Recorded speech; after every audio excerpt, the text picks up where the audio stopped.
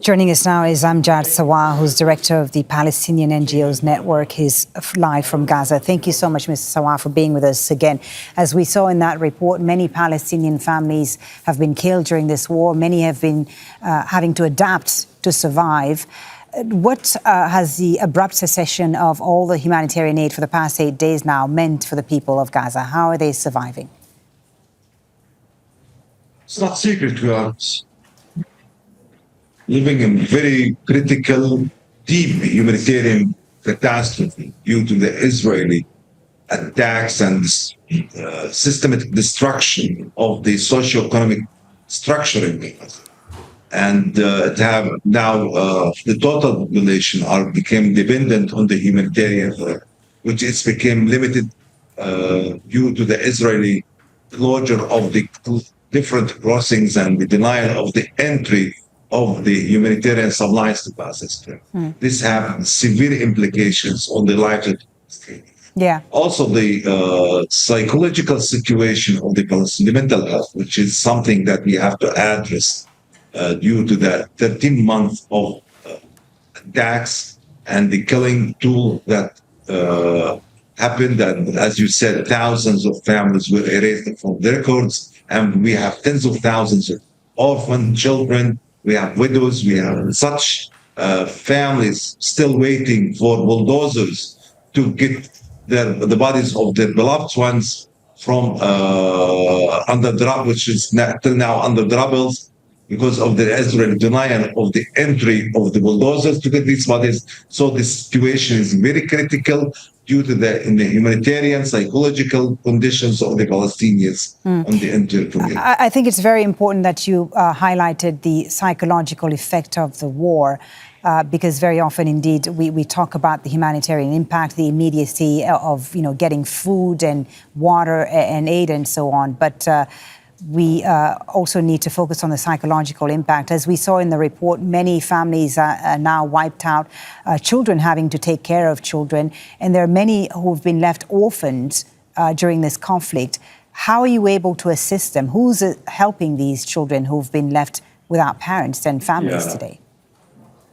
Thank you for this good, strong question. There is now so many NGOs are engaging on delivering healthcare, social care to these orphan children while they're in relative families, staying with relative families. We are reaching them with different aid, and one of them, the psychosocial support to these children, and in the same educational support with the food and things, with the clothes and things, and some financial support to the families who are hosting them. So till now, it's very complicated. And we are trying our best to reach all these children. And many of these, hundreds of these children who are patients, injured, who are also in bad need for medical treatment, we are doing our best to take care of their needs. But the humanitarian conditions in total in Gaza Strip, it's reflected itself with these children, the first who were affected by any improvement or development or negative implications, these children themselves. So we have to work hard in order to get proper care for these children who lost everything. Yeah. In the immediate, the priority seems right now for people to be getting food. No aid has been going in, as we've said, for the past 8 days since the first phase of the ceasefire ended. We've heard that some bakeries in Khan Yunis, for example, have had to close because of a lack of fuel. Can you talk to us about what is the most difficult for people to find right now because of humanitarian aid not going in, and just how they're coping on a day-to-day basis? How much longer can they sustain on the very little they have left? Yeah.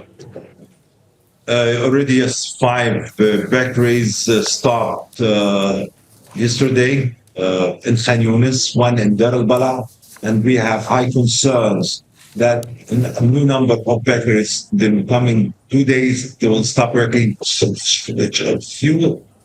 But the big problem also that the supplies for these bakeries, for the community kitchens, in about 10 days will be, they will stop working, they'll be out of service, and they'll no more to provide the people with meals and bread. that they are depending on, in the same time that one of the critical issues, which is water, drinking water, and the daily use water, which is produced by water wells, and these water wells need for fuel to operate the generators. So